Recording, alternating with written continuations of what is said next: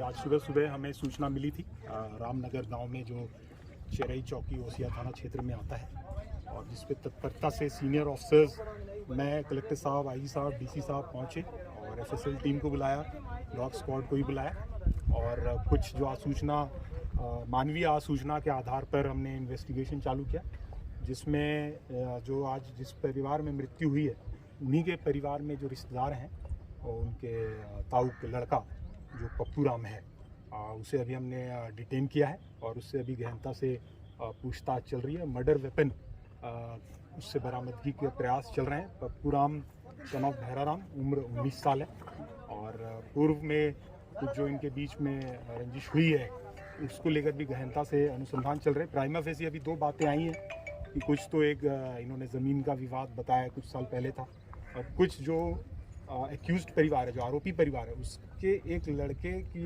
मृत्यु सूरत में हुई थी। इसको लेकर वहाँ पे अनुसंधान गुजरात पुलिस में जो चल रहा है उसकी भी हम लोग डिटेल लेंगे। कुछ ये बात आई है कि उस जो घटना हुई है उस आरोपी परिवार के लड़के के साथ, उसमें कहीं इन्हें शक था कि इस परिवार का हाथ है और इसके लेकर भी रंजिश थी। तो दो एंगल है और अभी एग्जैक्टली कहना बहुत जल्दबाजी होगा।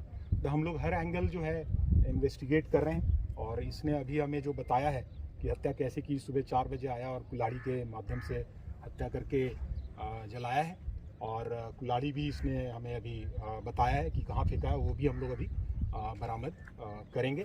और इसमें सारे एंगल से अभी इन्वेस्टिगेशन ओपन है। ये एक प्राइमरी जो फाइंडिंग्स आई हैं वो अभी हम आपसे शेयर कर रहे हैं। इसमें अभी हम लोग टेक्निकल डिटेल भी लेंगे और हर तरह का डिटेल जो है करेंगे। मल्टीपल टीम्स हमने बनाई है, लगभग पूरे ज़िले के जो टॉप ऑफिसर्स हैं उनको हमने सुबह बुला लिया था।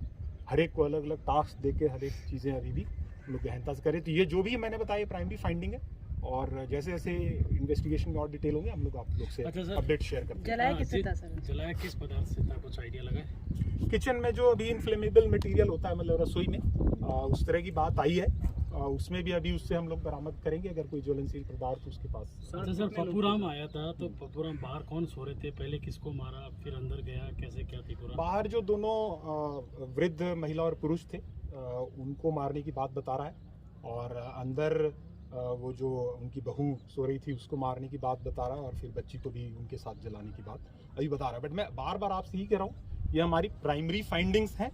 Detailed investigation, technical analysis, forensics report, postmortem report आने के बाद हम लोग अगर कोई स्टोरी में और अपडेट आएगा तो हम लोग आपसे शेयर करेंगे। ये पूरी घटना में एक ही शामिल है, पप्पू राम? अभी हमने एक को अरेस्ट किया और अभी हम कुछ इस पर कह नहीं सकते हैं। हम लोग जैसा कि आपको बताया टेक्निकल एनालिसिस करेंगे, लोकेशंस लोगों को देखेंगे कि इससे बातचीत हुई, इसके फ़ोन का एनालिसिस करेंगे। तो मैं बार बार यही कह रहा हूँ कि ये प्राइमरी फाइंडिंग है और अभी जो हमने किया है उसका मैं आपको अपडेट दे रहा हूँ। पोस्टमार्टम को लेकर क्या है? पोस्टमार्टम मौके पर कलेक्टर साहब ने बोर्ड गठित करवा दिया था और मौके पर ही पोस्टमार्टम जारी है और हमारी जो एक्सपर्ट टीम है वो लगी हुई है। एफएसएल भी बहुत ही गहनता से सीन का एनालिसिस कर रही है। आईजी साहब ने भी स्वयं अपने निर्देशन में एफएसएल टीम को भी गाइड किया है कि क्या इसमें और हम लोग एविडेंसेस ले सकते हैं। तो कोई भी एविडेंस हम अनटर्न्ड नहीं छोड़ रहे हैं और कोई भी एंगल हम लोग अभी अनटर्न्ड नहीं छोड़ेंगे। सारे एंगल्स ओपन है। ठीक है सर। अच्छा सर, पूरे घटनाक्रम है, क्या लग रहा है, जमीनी विवाद है या? अभी जो प्रारंभिक जो इनपुट्स आया है उसमें ऐसा लग रहा है कि इनके बीच में ज़मीन को लेकर डिस्प्यूट चल रहा है। आपस में एक भाई है, उसके औलाद नहीं है और ये जो आरोपी है इसके 4 भाई हैं। इसके जो चाचा के ताऊ के जो लड़के हैं वो 4 हैं। तो जिस भाई के औलाद नहीं है उसकी जो हिस्से की ज़मीन है, इसके बारे में अभी ये भी इनपुट्स आया है कि 4-5 साल पहले इस ज़मीन को बेचने को लेकर के इनके डिस्प्यूट हुआ था कि इस ज़मीन को आप नहीं बेच सकते और जो मृतक परिवार है इसके ऊपर इनको संदेह था कि ये कभी भी उस ज़मीन को बेच सकते हैं, अपने नाम लगवा सकते हैं। इसको लेके इनके बीच में डिस्प्यूट्स हुआ और वो ये भी आया कि सिविल सूट्स तक ये केस गया, बाद में इनके राजीनामा हुआ। मीनवाइल अभी जो लास्ट ईयर गत वर्ष जो ये आरोपी है इसके एक भाई की गुजरात में सूरत में संदेहजनक परिस्थितियों में मृत्यु हुई है और उस मृत्यु को लेकर के इनके मन में ये संदेह था कि उस मृत्यु में इस परिवार का हाथ है या इन्होंने वो मृत्यु षड्यंत्रपूर्वक करवाई है। इसको लेके इस युवक के और उनके परिवार में संदेह था और ये जो घटना हुई है इसमें जो ही हमें पता चला आज की इस प्रकार से 4 की हत्याएं हुई है और तत्काल हमने मतलब पुलिस अधिकारी यहाँ पे मौके पर पहुँचे।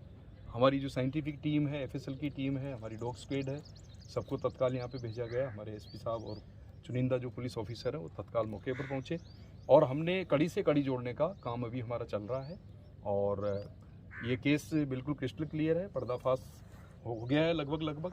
और अब ये है कि इस घटनाक्रम में जो भी लिप्त लोग हैं उनकी कड़ियाँ जोड़ करके साइंटिफिक एविडेंस के आधार पर आगे बढ़ रहे हैं। अच्छा सर, पप्पूराम आया था रात को, कुल्हाड़ी से हमला किया, क्या कुछ उस समय उनसे कोई कहा सुनी या कुछ झगड़ा कुछ ऐसा हुआ था? प्राइमा फेसी अभी ऐसी चीज वो अभी सामने नहीं आई है। कुछ क्योंकि- खरोंच सर उसके हाँ। बॉडी पे उसका एनालिसिस हम लोग उसका करेंगे एनालिसिस करेंगे कुछ खरोंच उसके बॉडी पे आया, वो देखेंगे Analysis- पहले का है कि घटना के समय का है। एनालिसिस करेंगे उसका कि किस प्रकार से इस षड्यंत्र में और कौन कौन लोग शामिल हैं और किस प्रकार से प्लान करके इन्होंने किया है।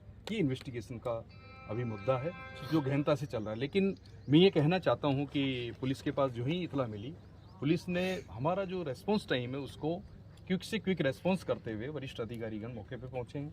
साइंटिफिक इन्वेस्टिगेशन एक सबसे बड़ी कड़ी होती है, उसके लिए हमने हमारी एफएसएल की टीम और हमारा डॉग स्क्वाड तत्काल यहाँ पे मूव करवा के यहाँ पे पहुँचा है। सभी हमारे चुनिंदा पुलिस ऑफिसर हैं जो कि इन्वेस्टिगेशन का अच्छा अनुभव रखते हैं, उनको सबको इसमें साथ में लगाया है और जिला प्रशासन की तरफ से भी वरिष्ठ अधिकारी यहाँ पर पधारे हैं। जिला कलेक्टर तत्काल यहाँ पे पहुँचे हैं और डिविजनल कमिश्नर साहब भी यहाँ पहुँचे हैं और अब हमारी यही अपील है कि पुलिस अपना काम कर रही है और कानून व्यवस्था बनाए रखने में पुलिस का सहयोग करें। अनावश्यक जो भ्रम फैलाया जा रहा है या जो लोगों को उकसाने का काम किया जा रहा है वो नहीं होना चाहिए, शांति व्यवस्था में सहयोग करना चाहिए। Thank you sir.